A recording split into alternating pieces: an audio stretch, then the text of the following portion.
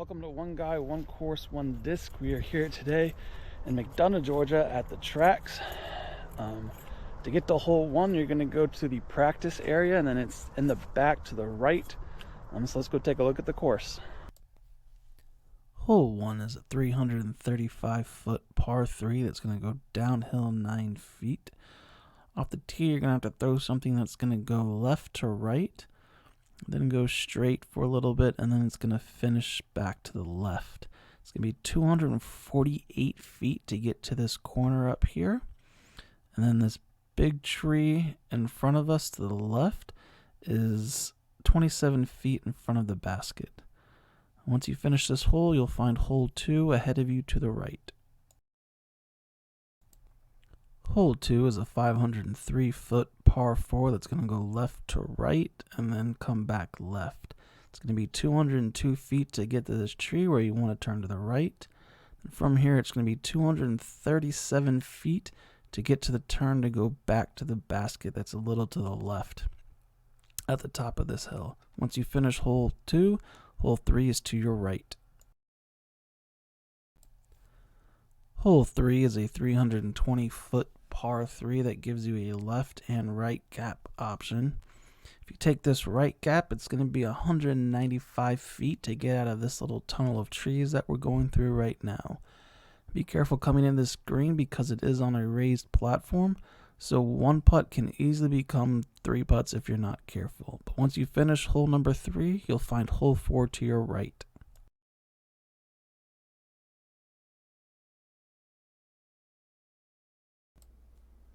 Hole 4 is the only par 5 here at the tracks. It's 747 feet. It's going to go downhill 34 feet. It's going to be 266 feet to get to this corner, which is your ideal landing zone for your first shot. The rest of this hole is pretty straight with a slight turn to the left here, about halfway down the fairway. But once you finish hole 4, you're going to find hole 5 to your left.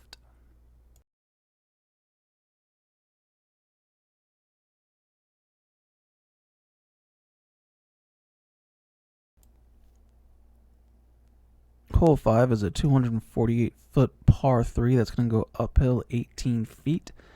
That initial gap is 36 feet from the tee pad, which is about 4 feet wide. So there is an option to go around it if you can. But once you finish hole number 5, you're going to find hole 6 straight ahead of you. Hole 6 is a 527-foot par 4 that's going to go downhill 37 feet. It's going to be 170 feet to get to this front tree here in the middle of the fairway. And then to get to this tree with the big knot at the bottom of it is going to be 271 feet. You definitely want to get around this tree on your first shot if you can.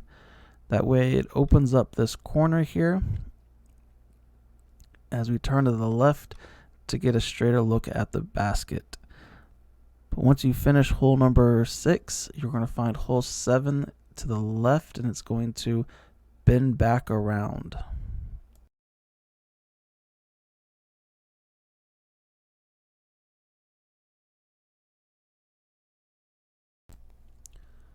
Hole 7 is a 560-foot par 4.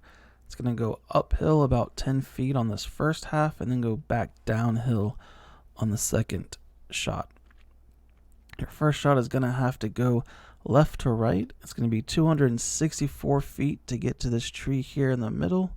And then it's going to be another 300 feet to get to the basket, which in its current location is tucked inside the woods straight ahead of us. But once you finish hole number 7, you're going to find hole number 8 to your right and then across the footpath.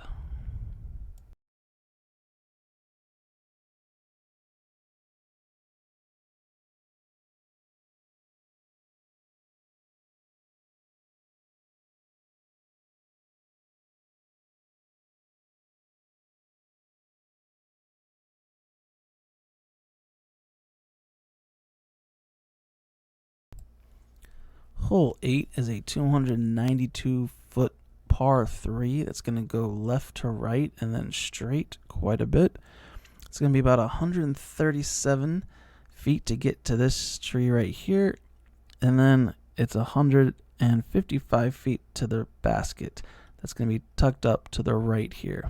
And once you finish hole number 8, you're going to find hole number 9 down the path that's in front of you to the left.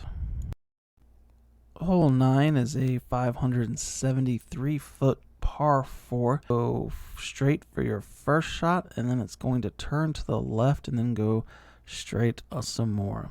You would like your first shot to ideally land just past the short tee pad here. It's roughly 258 feet. This will help open up the fairway for your second shot the best. And then from here, you just want to throw it straight down the fairway to the basket that is inside of the tree here in the middle of the fairway. Just be careful, because even though you may have a close putt, it may be obstructed by one of the branches of this tree. But once you finish hole number 9, hole 10 will be straight ahead of you.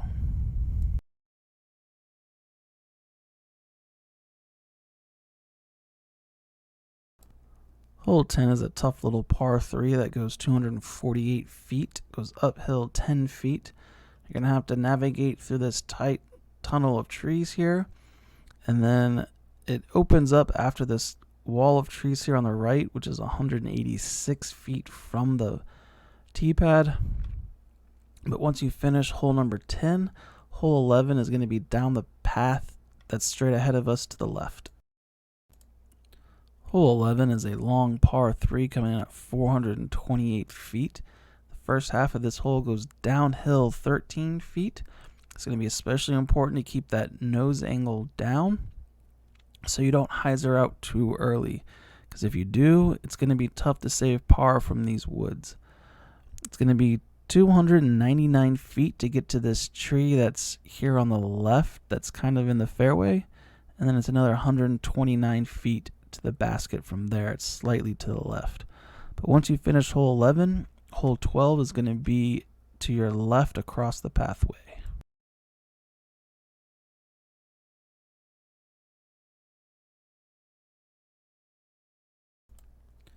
Hole 12 is a 394-foot par 4. This initial gap here is about 7 feet wide and 50 feet from the tee pad.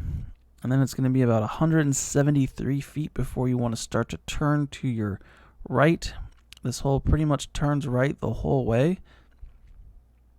But once you finish hole number 12, you're going to find hole 13 straight ahead of you across the path.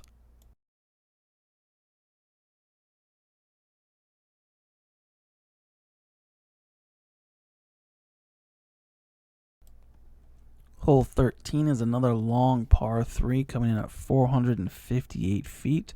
However, this one goes downhill the whole way, going down 31 feet in all.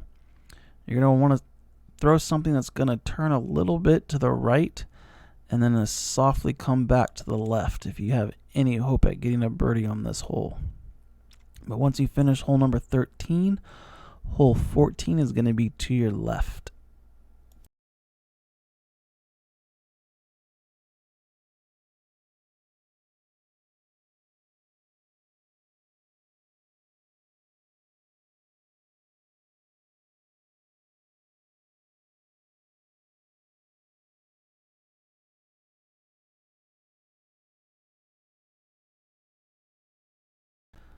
Hole 14 is a 318-foot par 3 that's going to go uphill 20 feet. It's going to have a slight dogleg to the right before the bigger part of the climb on this hole.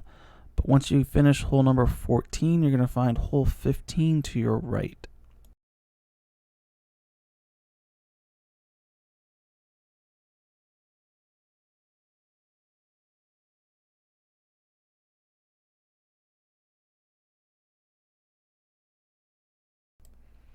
Hole 15 is a 521-foot par 4 that's going to turn to the right It's going to be 344 feet before you want to start to turn. And then from there, it's going to be downhill the rest of the way. Once you finish hole number 15, you're going to find hole 16 to your left.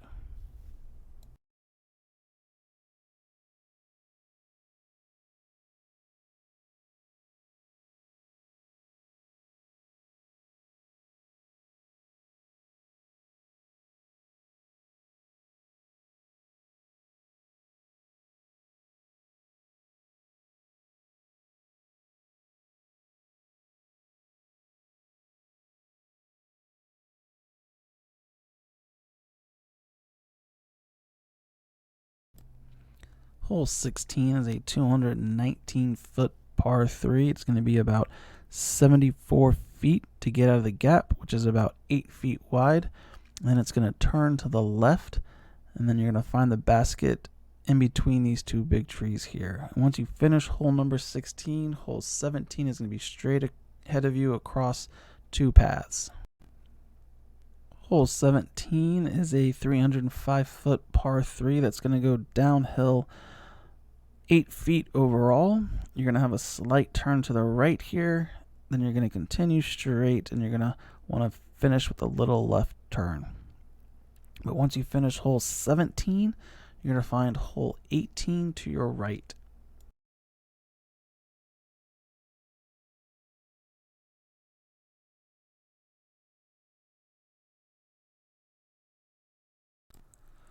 The final hole here at the tracks is a par 3, 341 feet. It's going to be a left to right, and then it's going to finish right to left.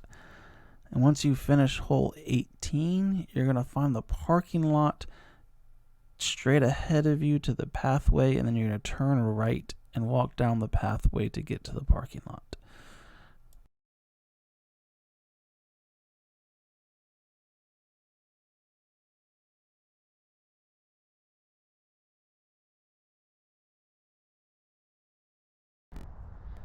Now that you've seen the course, let's take a look at today's disc. It is going to be the Lone Star Lariat. It is a 9.5 -1-1.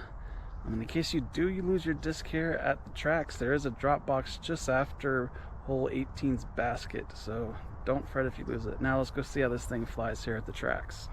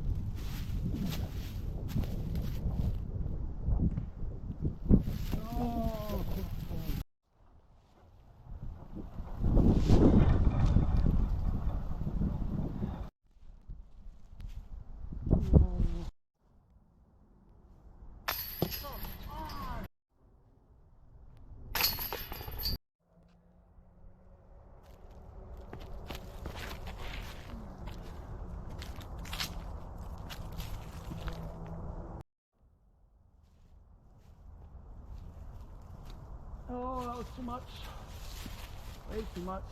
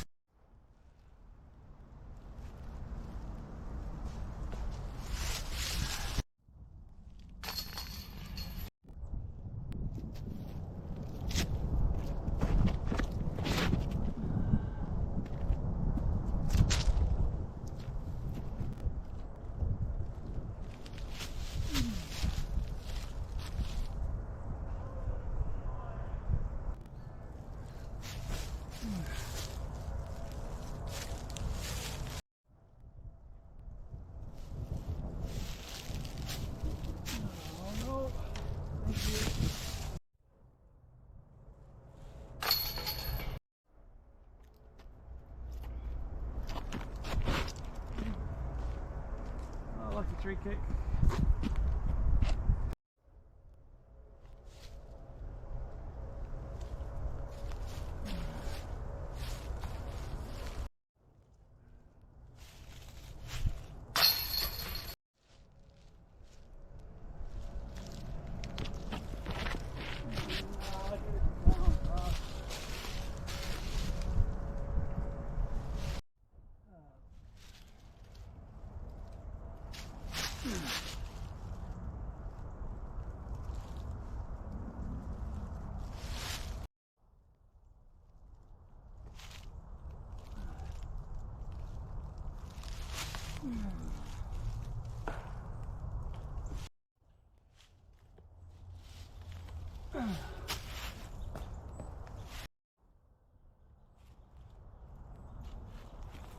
No.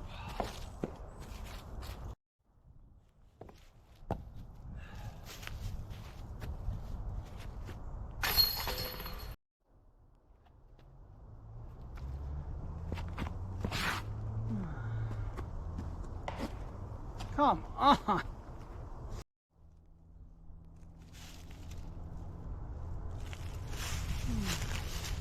Too high.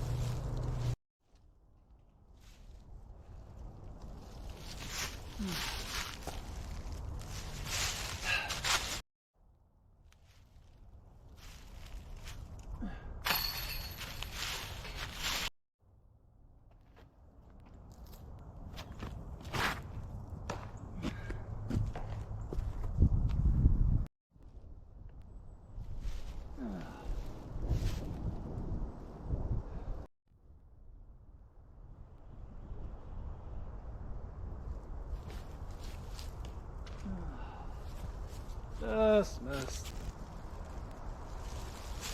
Oh, come on.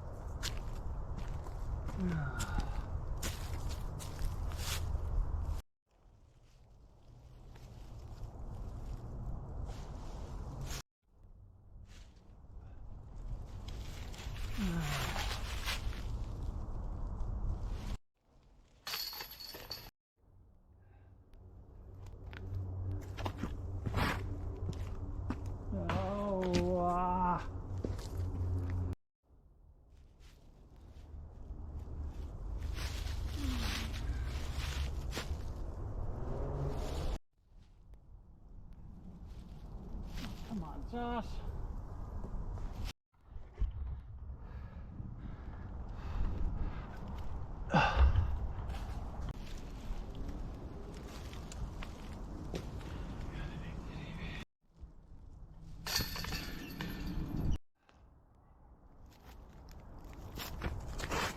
No.